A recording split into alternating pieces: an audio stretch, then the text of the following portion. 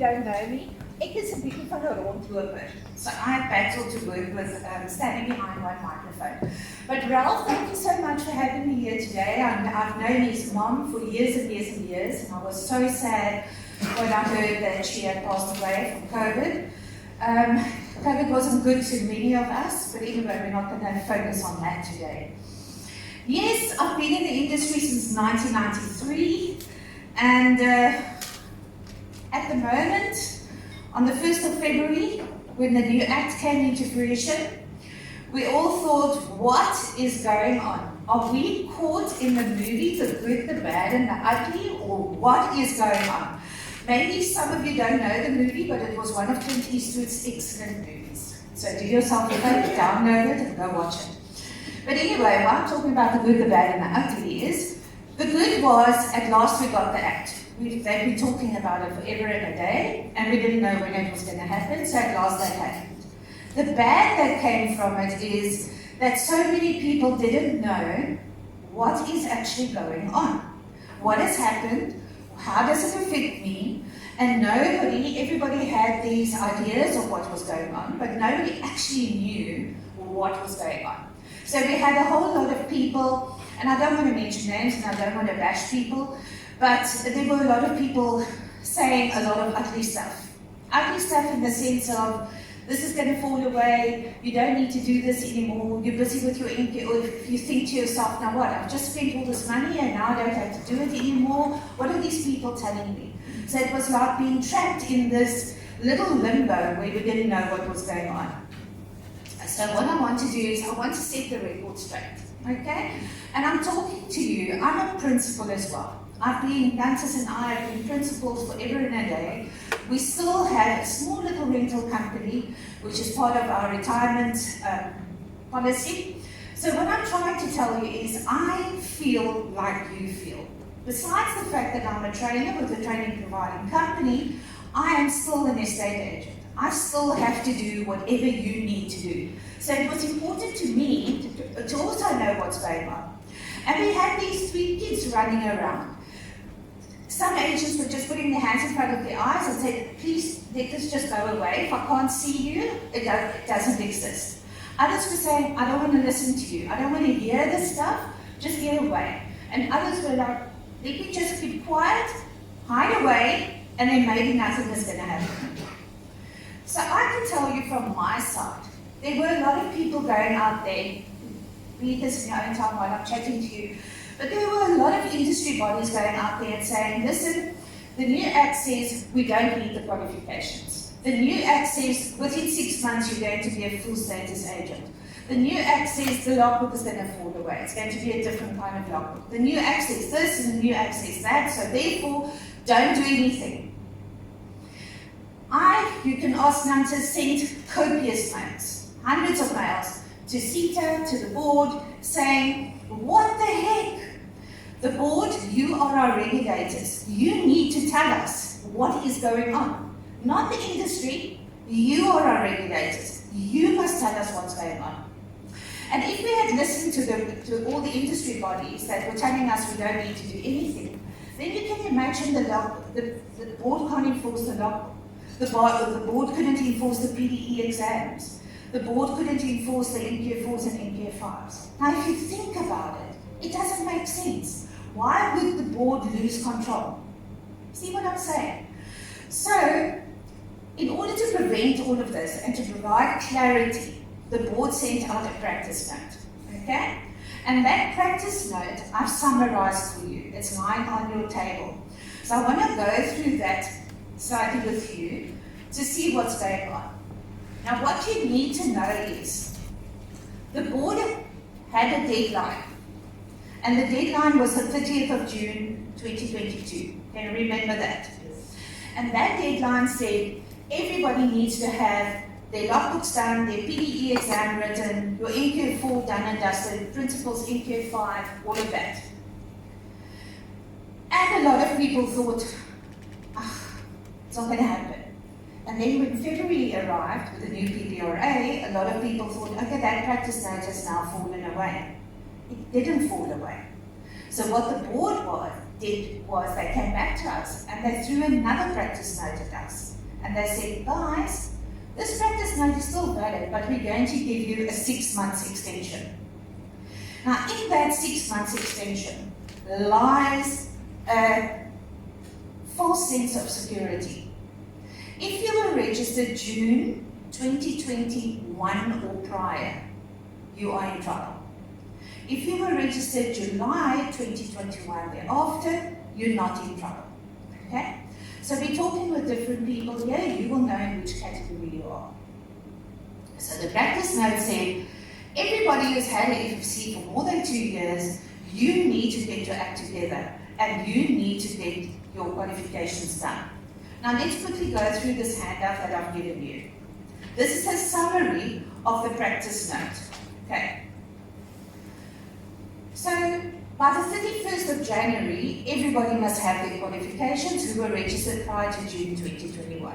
But what you need to realize is, to make that date of the 31st of Jan, you have to write the exam in November. Because they're going to write the exam in November, they're going to mark it in December, January, release the results in January, update your education status, and whoever by the 1st of February has not met the requirements are going to be deregistered. When you lose your license, it means that you will not be able to work as an agent, no matter what. You will lose your license. Okay? So this is a daunting prospect. Now from iSiKolo's side, and iSiKolo means school, from iSiKolo's side, I just want to tell you, all our students that are enrolled with us, that are busy in the process, will receive letters to the board, addressed to the board, telling them exactly where these people are in the system. Okay? So it's never too late to start. It's no use denying it. You will just have to get going. That is the most important thing. All right.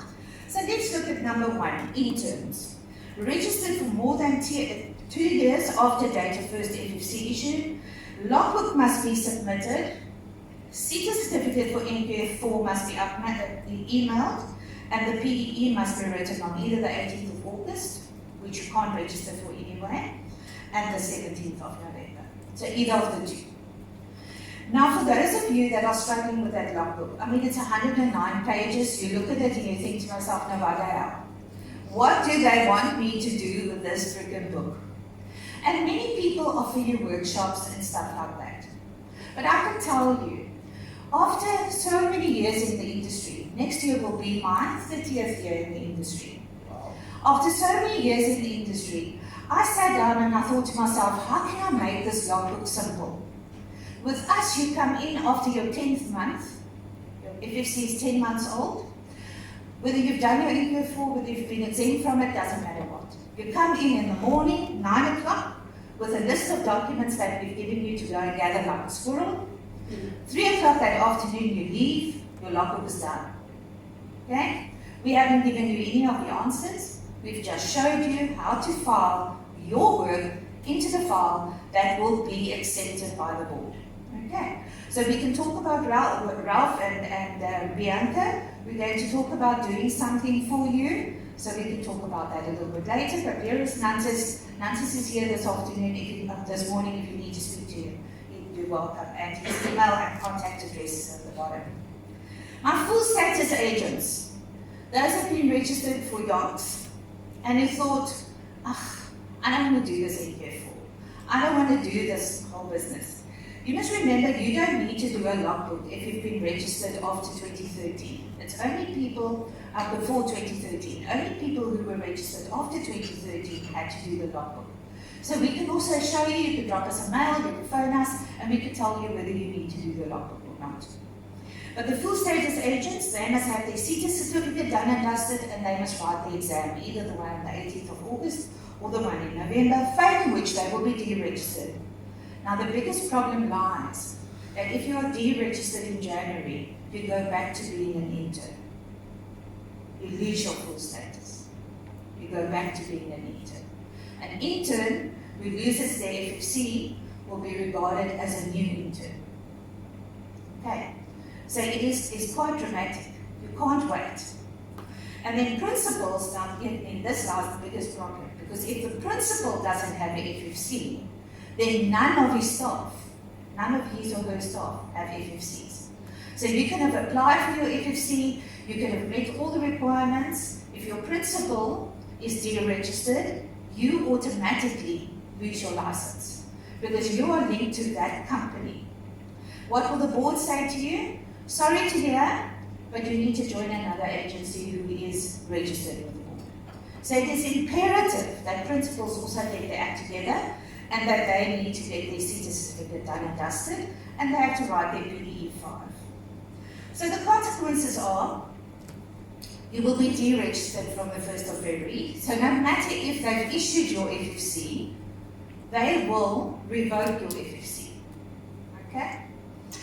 You will have to pay an administrative penalty of R1,000, no matter what. You're deregistered, you get fined R1,000. No further FFCs will be issued unless that fine has been paid. And if deregistered, you may re-register as a candidate. It's hectic. Okay? So don't procrastinate. It's not the time to mess with your future. You need to get this done and dusted. Okay? And for those of you that are thinking, okay, well, I don't fall in that category, but I'm now in the new PPRA, so I don't have to do the education. That's not right. I just want to quickly touch on CPD before I go on to the new education regulations.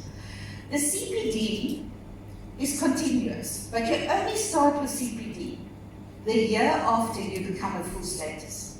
So during the year, you will receive your full status FFC, and your CPD will start the year thereafter. If you're not sure whether you should do CPD, drop me an email. I will gladly send me your ID number, your 7-digit number, and I will look if you are eligible to do the CPD. Okay?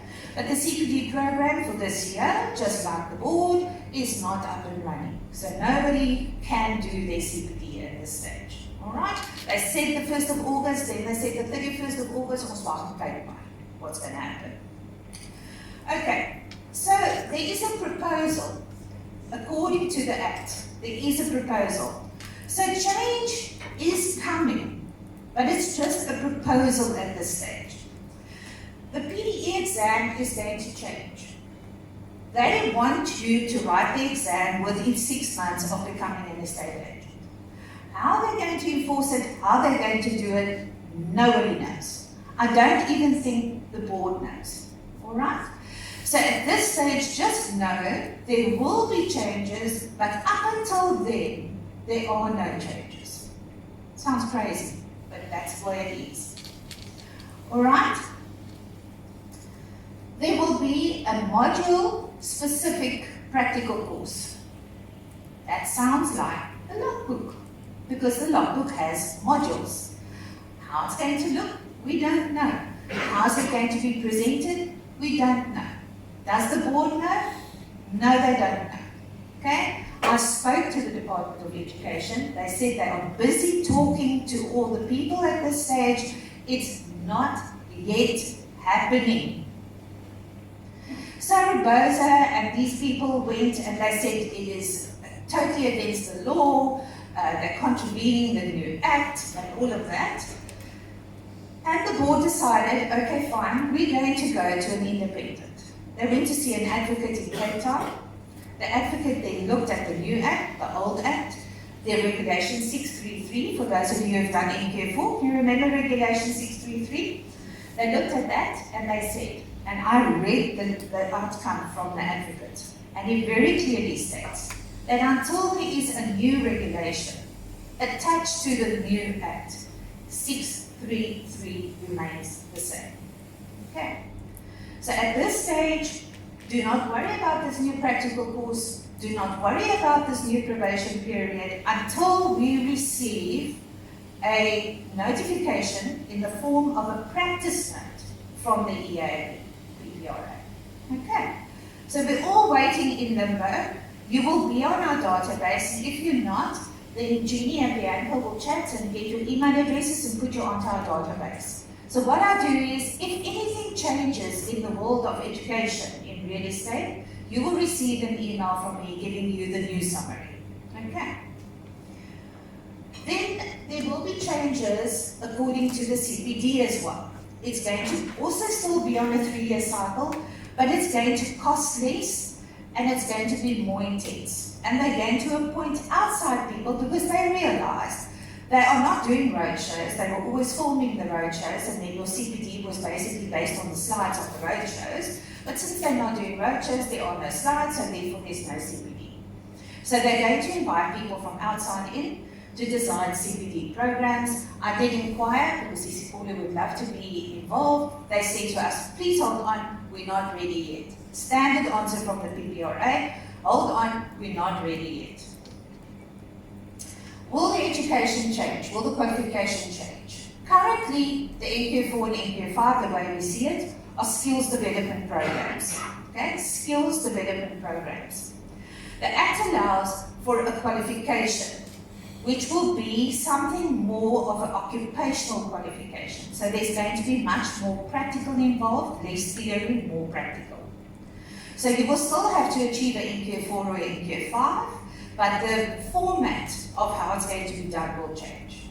Now for you, have enough problems getting mandates, getting buyers, getting sellers, getting landlords, getting tenants, to worry about all the inside information. That's our baby. We need to make sure that your 150 credits that you will achieve is still ready. Now we can't apply for the new qualifications yet because the subjects, the unit standards, have not been made available. So I received a notification from CTEC yesterday to say training providers just hang on, carry on until 2024 the way you are. In the meantime, we will have a transition process from skills programs to qualification, to occupational qualification. So will your NQ4 fall away? Never. Jy kan tronk toe gaan and nobody can take that away from you. Okay, like I was telling Florette just now. So I received my BA in the 80s. I did my honours in the 90s. I did my MBA in the 2000s. Nobody can take it away from you. That information that you had then was relevant to the time. Your NQ4 that you've completed or busy with completion remains a South African qualification, a registered South African qualification. Nobody can take it away from you. Can they ask you to do another logbook? Yes, they can. If you are deregistered and you have to go back to being an intern again, you could most probably do the new logbook. So at this stage, what I'm trying to tell you is the education is compulsory. No matter who tells us what, no matter what we want to hear, it's not going away. All right. Are there questions? Have I whipped you into submission? Okay. So from what I understand is from what I understand is nie trap ek 'n gat in die verhoog. I was klaar daar hoor, ek het net in die gat gevind. We're going to have breakfast now at 10, and then after breakfast I'm going to share a little bit of my life as a real estate agent with you, how to get mandates, how to canvass for stock, how to get yourself presented in the market, and we're going to play the game of survivor. Outwit, outlast, outplay. So I hope by the time that you leave today, that you will feel that you've gained something from this. And I look forward to sharing that with you after you've had a bit of refreshments. Okay. Thank you. Okay. And how are we going to make it different? Most of you joined the industry, thought, like I did, we're going to make a lot of money and it's going to go quick. And then you realize, that normally story. So when you join the industry, what you want is you want autonomy and you want independence. Because if you were working an 8 to 5 job, you realize after a while, no matter how much effort you put in, you go home with the same salary. And yes, it's nice to know that you're going to have the same salary because you're going to budget accordingly, but your growth in a certain way is not really stimulated. Sometimes you're lucky to end up with an employer like I did, where you can grow. And that's wonderful. But not many employers grant you that opportunity. to grow. What's also nice about real estate is you want to plan your own future. You can basically decide where you want to be, when do you want to be there, how do you want to get there. All right, so many of us start with one agency and we never really remain with that same agency. I joined a small company called Westland Properties. They were basically non-existent, but I had the most wonderful mentor, and he taught me so much about real estate, and he gave me the passion for real estate. What's nice about real estate is you can manage your own time. You don't have to get up at 5 o'clock to go to the gym so that you can be at the office at 8 o'clock. You can now get up at 8 o'clock, go to the gym, and then go to the office. Not that I'm a gymmer, you can't see. I don't. I think of exercise and I'm out of breath. What's also nice about real estate is you reap what you sow. In other words, the more effort you put in, the more money you're going to make. The more mandates you get, the more sales you're going to have. The more landlords you have, the better rental income you have. So it's basically, you reap what you are sowing the whole time. And the thing about real estate, unfortunately, is if you do not work, nothing's going to happen either. Okay? So there's not like an inbox where you have to do what's on your inbox, and you leave tonight after your outbox is empty, and you know you're going to get a salary at the end of the month. On the other hand, you want to enjoy financial freedom. You basically want to write your own check. And initially you find that for the first few months there is no check. There's no money coming in. It's like this gutter that keeps on running water. It's just like it flows out. And you think to yourself, there's all my savings going. But then all of a sudden, those sales start registering, or your leads start coming in. So what's nice about real estate is you directly profit from your energy and your potential. That's what I love about real estate. It realizes your potential, but you have to put it into practice. Now, when I look at the job description of a real estate agent, I'm looking at little Snoopy lying there. And the little girl says to him, I've always wondered why you decided to be a dog. And then he says, I was fooled by the job description. And it's very much asking yourself, I've always wondered why you wanted to become a real estate agent. I was fooled by the job description. Because you don't realize when you go for that initial interview, you don't realize what they're actually going to expect from you. I mean, you're sitting there, you're all excited, and they're telling you about mandates and all these kind of things, and you think to yourself, no, I can do it, no problem. And then when you arrive there, you realize, oh my, this is now a total different kettle of fish that I'm dealing with. So just to give you an idea of what the life of an estate agent comprises, canvassing. I mean, if you don't canvass, nothing will happen. Do you agree with me? Huh? ABC, always be canvassing. Valuations come out of the canvassing. Then your mandates come out of the valuations. Then you have to start marketing those mandates.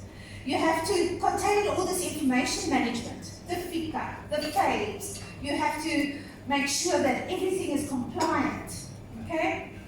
Then you still have to deal with your purchases you've now attracted through your marketing. You have to deal with those purchases or with those tenants, which then leads to an agreement of sale or a lease that needs to be drafted. Now, if you were me, I had a company selling crockery and glassware. The nearest I came to completing an agreement of sale is when I bought my first house through Joey Burger at Eienhoven in Buckwood. And they could write anything on that contract and I would have signed it. I had no clue what the contents actually meant. And I had a very bad experience, and that was one of the reasons why I decided I want to become a real estate agent. The completion of an agreement of sale or lease, the presenting of that agreement. I mean, you are so excited that you've at last got an agreement of sale, an offer to purchase, but you're not over the hurdle yet. You still need to go and get this thing accepted. You still have to go and convince them that this is the one that you must take. And then you come back with a realization where they say, no, I'm not interested, I'm not going to sign. And what do you have to do then? You have to go into a counter offer position. And you think to myself, oh my word, can I actually handle all of this? So you go through the counter offers. Then you need to arrange mortgage bond finance. And then you still have to deal with the conveyances. So you know, if anybody tells me an estate agent doesn't deserve their money, go and look at my job description. Then you tell me that I'm not worth my 7.5% plus VAT. So never cut yourself short. And then, all and above, you have to achieve performance standards. You have to make sure that you have to start every month from scratch. Eh? It's a sad realization, but every month you start from scratch, you have to get those mandates again and you have to carry on. But it all starts with you. And it's not always trying to fix something that's broken. Maybe it's just starting over and creating something better. Because sometimes you feel that you're doing the same thing over and over, but you are just not getting the results. Or what worked for you a few months ago, all of a sudden is not working for you now. And then you realize, I have to do something different. And then you don't know what to do different. You go to your mentor, you say, Miss Chalet, I'm battling there. I'm not getting mandates. I'm doing variations. I'm not capitalizing on my variations. How can I change this? And sometimes, not Miss Chalet, but sometimes your mentor will say to you, ek het eintlik nie vir jou oplossing nie. Ek het nie 'n salfie. I don't have an ointment for this problem. You need to go and sort it out yourself. And then you go and sit and you feel like you're on a boat in the doldrums where there's no wind. You know you have to get to your destination, but there's no wind to take you there. And then you realize that you are in a game of survival. And that is what real estate is. Every time I look at real estate, every time I look at survival, I compare the two to one another. Because that's exactly what it is. We all arrive on this island, where we don't know anybody. Remember that first day when you walked into the office? The first day when you went to multi-listing? The first day you went to maxi-listing? There's all these people. You don't know them, but you know they're your competitors. You need to outwit, outlast, outplay. If you don't do that, you lost. They're going to vote you off. Quick. So you have to realize that you have to do something about it. And for a survivor to survive, you need to change your game plan as the challenges occur.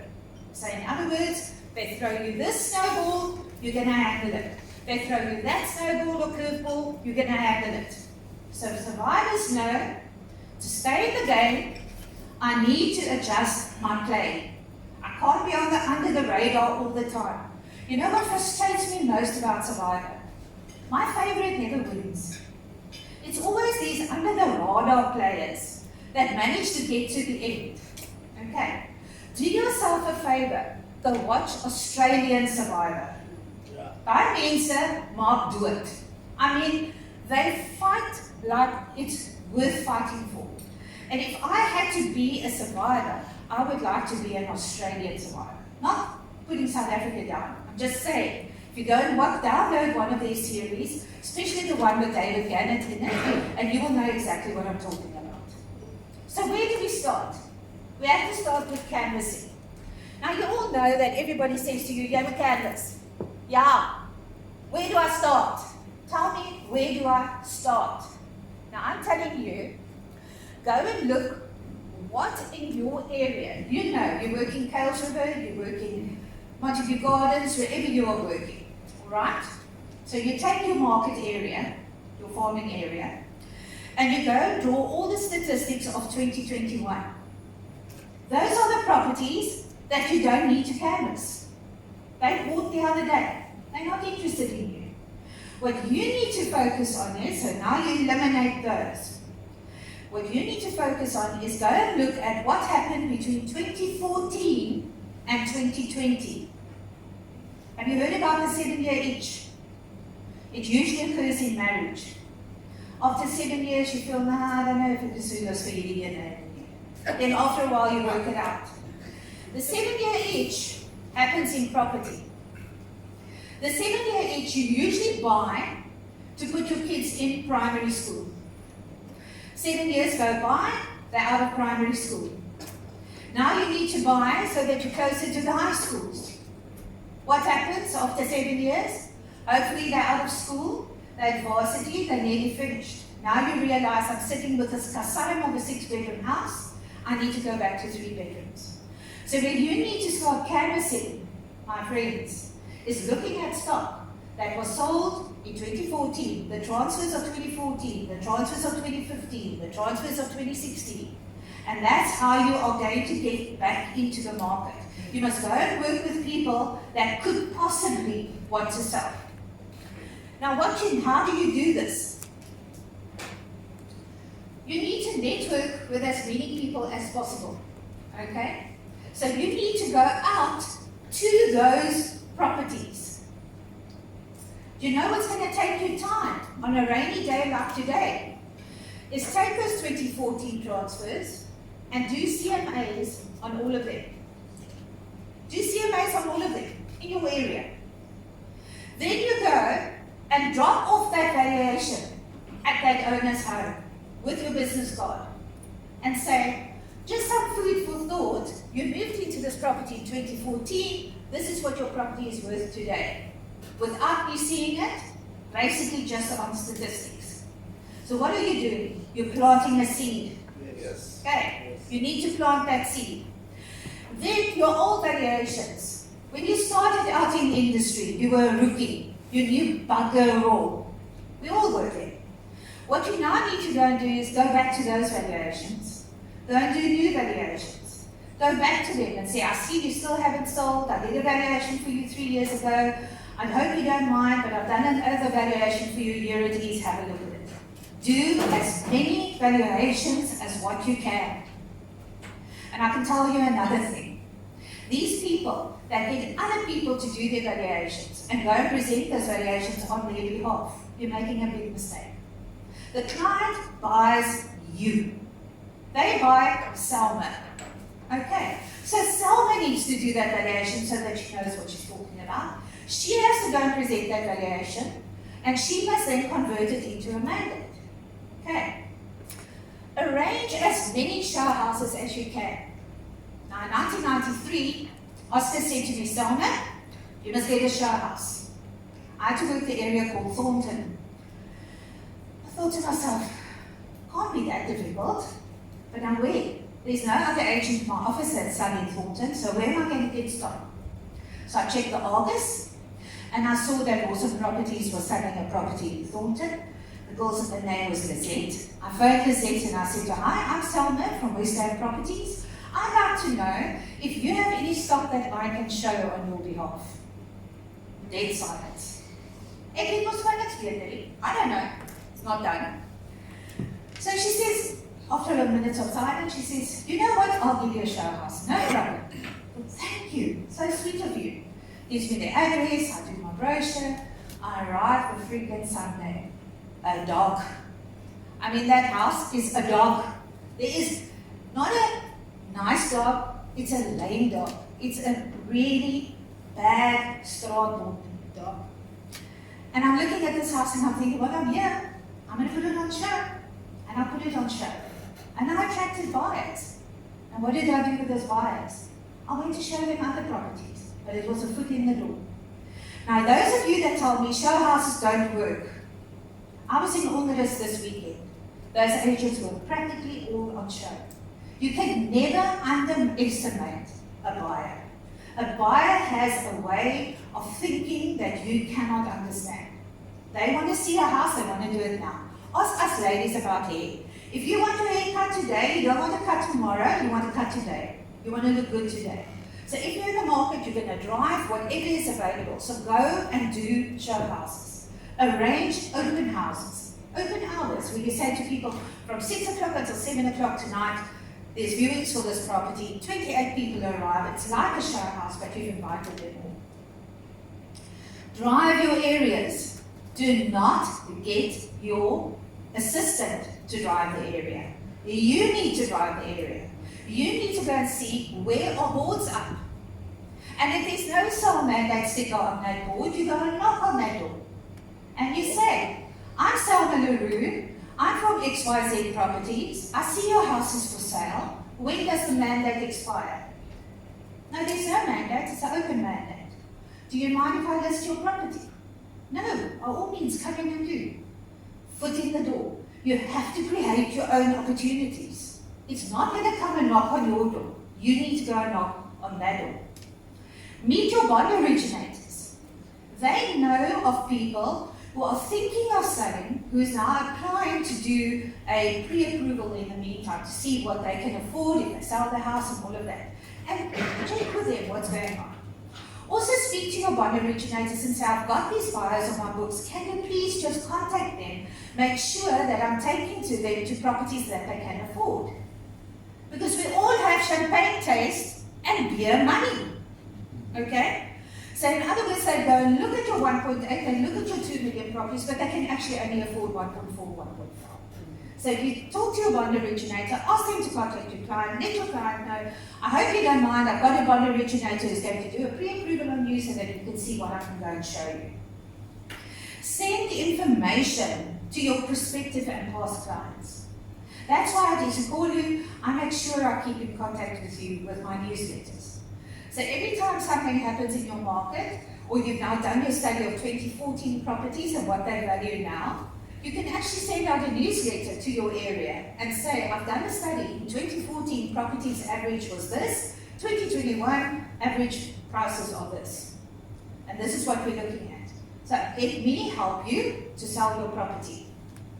Research and stay on top. So those days when you've got nothing to do, you go and do valuations. Desktop valuations that you're going to drop off, that you're going to convert into mandates.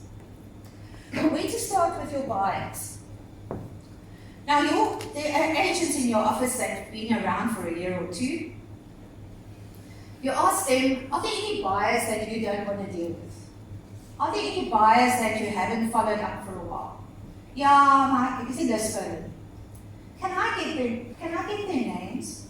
And in the event of me selling to them, I will pay you a 20% referral. And they say, sure, here's the list.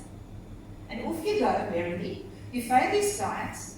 You find out the last time you viewed with so-and-so, you were looking at properties of 1.8. Has anything changed? Have you bought? What's going on? And most of the time, you'll actually find that those buyers are still in the market. They haven't found what they are looking for because they either had champagne taste and beer money, or there was just nothing on the market at that stage. Ensure they are pre-qualified. Don't be afraid of rejection. Remember, every no is a step closer to a yes. Dit moet jy onthou. Every no is a step closer to a yes. Take offers. In 1998, the interest rates were 24%. 24%, I will never forget, it was the year I bought my Rawson franchise. I was a single mom with a 9-year-old and a 8-year-old, and I thought to myself, what have you done, Salma? You've taken yourself out of the environment with a fixed salary and you've become a franchisee with an interest rate of 24%. So, Bill Rawson at that stage said to us, we are going to encourage all offers not accepted. I thought to myself, all offers not accepted? And then I realized, he gave us 100 Rand for every offer not accepted. But the thing is, you take that offer that's not accepted, you get your 100 Rand from your franchisee or your principal, and you take that and you go and turn it into a counter offer. And out of that counter offer, you make a sale. So that 100 Rand becomes 5, 6, 7% commission. So take all offers. The code of conduct says, take all offers.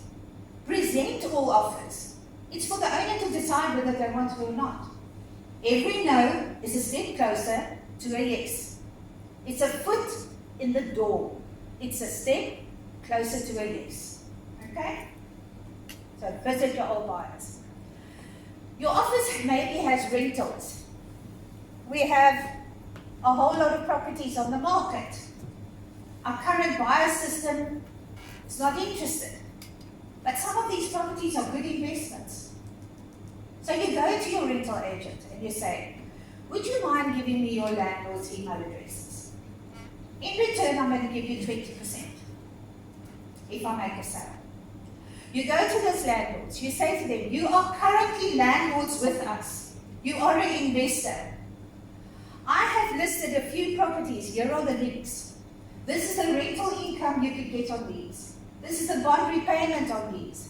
In 2 or 3 years, you can split even or make money right from the start. And in that way, you are converting dead information in the office into sales. So don't tell me I don't have buyers when there is a rental book on your premises that you can try and convince to become buyers. Take offers, work with counter offers, foot in the door, step closer to a lease. Okay. Knowledge is absolute power. Knowledge is power. That's why I always say, principals, how can you let an intern go out into the industry without having done the NQ4 first? NQ4 gives you those basics of contract law, of mandate law, of the Matrimonial Act, all those kind of things. Is jy nou nie slaap? All right. So, what you need to realize, knowledge is power. A pretty face, a nice body, a suave disposition does not always make you the most successful estate agent. The successful estate agents are those that are knowledgeable of their area, are knowledgeable of the law, and are knowledgeable of how to deal with people. People need people. Barbara Streisand has a beautiful song. I'm not going to break into song for you, but it is people who need people are the happiest people in the world. Imagine phoning a call center. Kyk as jy nou my bloeddruk wil opstoot, sit my deur na 'n call center toe. Now I have to press these little buttons, and none of the options are actually what I want. And I eventually hold on until they say to you, you will be put through to our operator. Then I think, but that's what I wanted in the first place. So what I'm trying to do is to tell you is personal networking is the key to success. Personal networking. You have to put yourself out there. You have to say, hi, I'm Salma. I need you just like you need me. You don't tell them that, but you think that. Okay. So that's why CMAs are such a lovely way of introducing yourself to people. Because a CMA is statistics. Nobody can argue with statistics. It's there. But it opens the networking between you and them. It gives you that opportunity to go and chat to them and to convert it into a mandate. So maintain all your lists of buyers and sellers. You're going to need it for your logbook anyway, but keep it. So now we get to Survivor again. So you're on the island. Who liked Chappie in the previous season of? I love Chappie. In my opinion, Chappie should have won. I came back from New Zealand now, went to visit my kids for the first time in 3 years. I asked Francis, what happened to Chappie in the new Survivor? He says, nee, hy's maar vroeg uitgestem. Why? People knew his strengths. People knew his strengths. So let's get rid of the strong ones first. iSiKolo was my foot. It's fine with me. So, learn to sell your strengths. Don't base your performance on somebody else. You are you. You are uniquely you. That's what you need to sell. You need to sell yourself. Okay? Life skills, excellent. Whether you're old like me, I'm not old, but I'm getting there. We've had a lot of things happen to us in the past, and we can learn from it. Youngsters, you are still learning. It's fine if you don't know a lot, but you're keen to learn. You show that you're keen to learn. So some of us, age has mellowed us, but age has also made us lazy. We don't want to go work so hard anymore, but we want the results. So you have to say to yourself, I'm on the game of Survivor. My age doesn't matter, my life skills does. I will have to put my skills into practice. Don't react negatively or judgmentally. The minute you say to yourself, ek wil nie soos daai een wees nie. I don't want to be like this one, I don't want to be like that one. That's okay. It's your prerogative. What I'm telling you is, don't let negativity get you down. Because often negativity pulls you, drags you down without you even knowing. And you get involved with all the negativity of the people around you in the office. Hulle moan oor alles. Dan begin jy maar saam moan. Walk away. Keep quiet. Okay. Why are you so quiet today? Ek sê let's feel a nonsense. Be straight. Let them laugh about it. You're going to make them think, what nonsense do we have? Embrace being different. Embrace being unique. And sell yourself. Okay. Create new habits. Keep in touch with people of all ages and ethnicities. I can't word it word, I don't know why I still keep it to myself. What I'm trying to tell you is, we are all different, but embrace it. Okay? Learn how to speak to your Muslim clients. Know how to play with your Jewish clients. Know when you can canvas, when you can't canvas. Know when you can give a gift like a champagne set. Some people don't like a champagne set. So rather give a set of coffee mugs. Keep things neutral. Okay? But you need to learn other people's habits and what makes them unique so that you can latch onto it. Keep your brain nimble. Play little word games, Scrabble, whatever, Sudoku. Keep yourself, Google. Just keep yourself informed. I was shocked when a 21-year-old boy said to me the other day when I gave him a rugby magazine for Christmas as one of his gifts, an expensive rugby magazine, and he said to me, Tannie, dis seker die eerste boek wat ek gaan lees vanaf skool. And I thought it's nothing to be proud of. If you are not keeping yourself educated and informed, how can you convince people that you know what you're talking about? You need to be able to be on the ball. You don't need to know everything, but you must at least know your trade and what's happening in your industry. Like I say, weekends, you have to go back to show houses. If you haven't made sales for the last few weeks or months, you have to go back to the basics. Go back and look for those buyers, okay? Ask your friend for a show house, even if it's the dog. You take it. Keep in shape. Putting up boards now, it's also good for money. Okay? So don't get somebody else to do it, you go and do it. Why do you need to do it? Because you need to know who your competitors are. Who's going to be on show as well? Your assistant is not going to tell you that. You need to know that. So on Survivor, who's the little oakie taking food to his own little kitchen on the side and he's never hungry? Because he's fending for himself around the corner. Chappies. And what must you learn from chappies is gather, make sure that I stay alive, but I'm still part of the game. And then be humble. A lot of estate agents can be very, very arrogant. Very arrogant. And arrogance is not worth it in real estate. You need to take that step back and say, I'm not better than you. I am trying to sell your house. I'm trying to let your property. I'm trying to have you experience a good tenant experience. But help me to help you. Game plan. Who's got a brochure with their CV on it? None of you. Now, how must I know you if you don't tell me who you are? So with your CMAs that you're going to drop off, you attach a little CV. Not a 5-10 page CV like you're applying for a job, but a basic CV telling people where you were born, where you were at school, what qualifications you have, and if you don't, it's also okay. They don't need to know that you've got an F4 maths in matric. Nothing of that. Where did you work before? What kind of jobs did you do?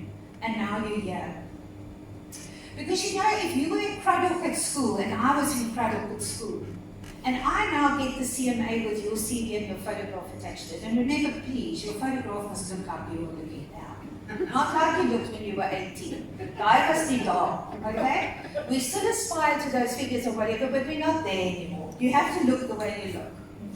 And on your CV, a recent photograph of you, and you attach that. And now the product person is going to think, wow, this chap was a Craddock. So we have something in common. I'm going to phone him. Or he studied the same time as me at Stellenbosch University, maybe I should phone him. Because there's something kindred going on. You must have a CV. Agents, you are applying for jobs all the time. You're applying for a job to be the mandate holder. You're applying for the job to be the rental agent. So why aren't you putting out a CV? Okay? Declare yourself an area specialist. List the areas where you're operating. Prepare brochures on the area. This is what the schools look like. These are the schools, these are the creches, these are whatever. And you find that on CMA Info, Nightstone, and all of that information anyway.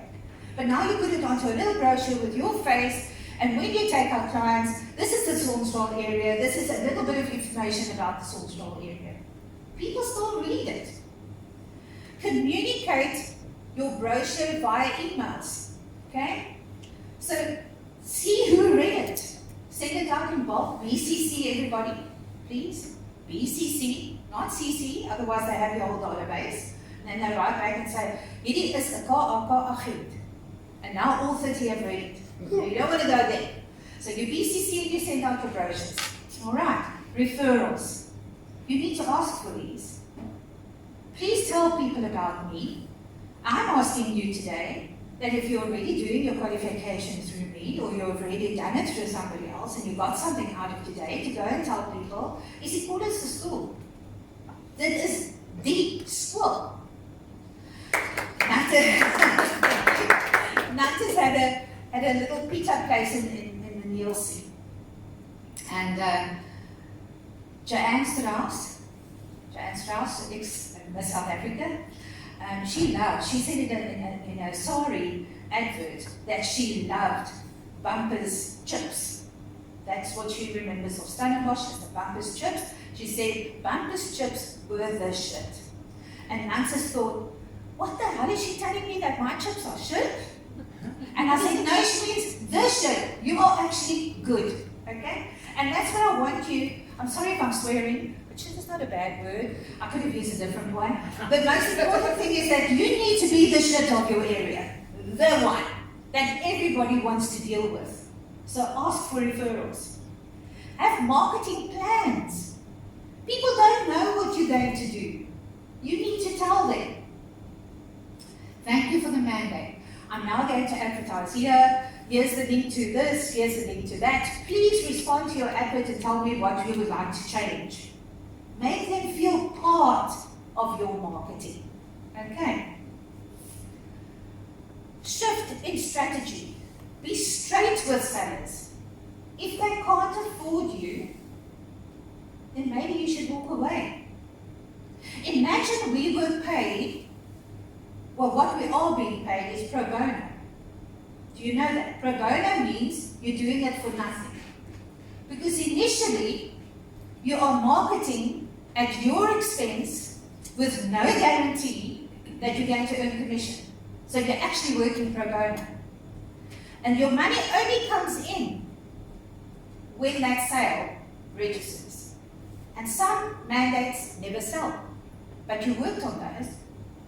Now imagine we had to give them a la carte menu of what we do. And we say, I will charge you so much per show house. I will charge you so much per viewing. I will charge you so much per advert. I will charge you so much per website click. Because they don't know what Property 24 costs. It's a freaking fortune. If I had to charge you per offer, and then I will charge you for the closed deal. So think about it. I'm asking 5%, 6% on a pro bono risk for now. It will only become applicable when I sell your property. So trust me. Okay? I am doing this for you at my risk. What have you got to lose? Okay. Embrace change. Become become web savvy. I can't go and write a PDF for a workshop. I can't even handle my own laptop. I hear that on a daily basis. I said to somebody the other day, a principal who asked me, can you refer me to somebody who can tell me more about the new legislation in terms of the audits? And I said, a friend of mine is doing a workshop. It's online. Here's the link. Enroll. No, my laptop doesn't have a camera. So I said, well, you can buy a little camera that you can plug in. Or otherwise do it on your phone. Oh no, my phone's battery is so bad, I have to keep it on charge the whole time, so I won't be able to do it. How do you run a business if you're not web savvy, if you're not technologically inclined? But can I tell you a secret about Salma? Salma cannot work at DSTV remote. For the love of Salma, she doesn't understand it. I cannot. I hardly can switch on the freaking TV that the program comes on that I want to see. I give her my laptop, give her my Excel, give her my Internet, and I'm Bob's your uncle. Buyers of your service, search the web first. Yes. The olden days of looking for newspapers with adverts and staying with brands is over. If your stock is not on the web, you will not get a call. You need to advertise your property. You need to advertise yourself everywhere. You have to embrace change to be able to outwit, outplay, outlast. You have to. So even if it means that you have to go on an Excel course, go. Even if it means you have to go and figure out how a mouse works, go. You need to do it. People are not interested in brand loyalty anymore. Who's got the stock? Controls the market. Nothing has changed. And if you're not there advertising your stock, you're going to get nowhere fast. You will be voted off. Set yourself free. If you try to control everything and then worry about the things that you can't control, you are setting yourself up for a lifetime of misery and frustration. You have to go with the flow. You have to adjust and you have to change your gameplay the whole time. How can I go back? What did I do wrong? How can I change it? That's what you need to do. So what do you need to do? Stop self-sabotaging yourself. Don't focus on the negatives. Focus on the positives. You had a successful career in your previous life. Well, why can't you make a success of real estate? It's a mind shift. It's a total different job. It's a tough job. Nobody can tell me real estate is easy. But it is the most rewarding thing on the face of the earth when you go and present that offer and it's signed. Huh? Jy wil daar uitreis, dan kan jy kry slaap nie, man. You are so excited. It is the most marvelous thing to actually put a deal together. Learn to forgive yourself. We all make mistakes. I hate making mistakes.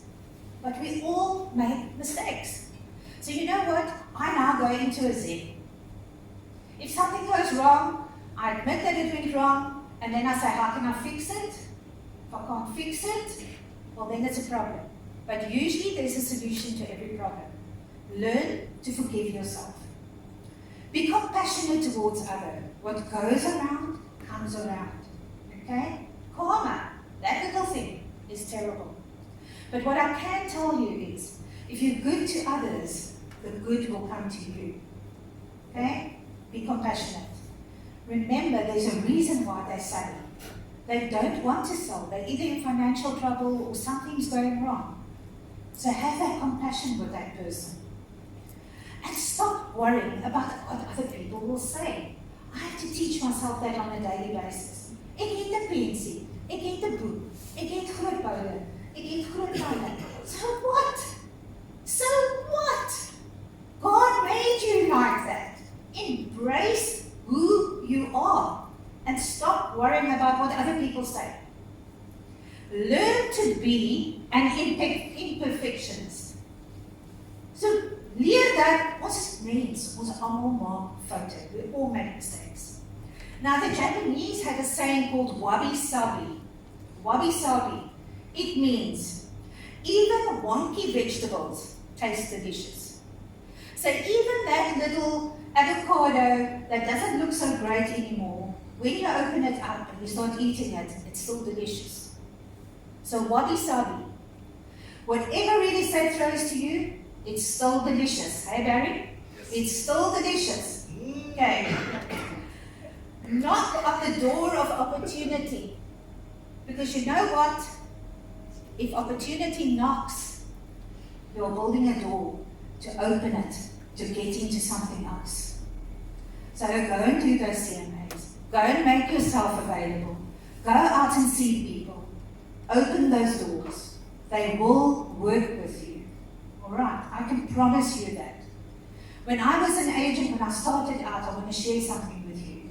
I wanted to divorce my ex-husband. I had just recovered from brain surgery. I had a tumor on the brain, which successfully wasn't cancer. My kids were 3 and 2 years old. I wanted to get rid of my marriage, but I knew I didn't have money.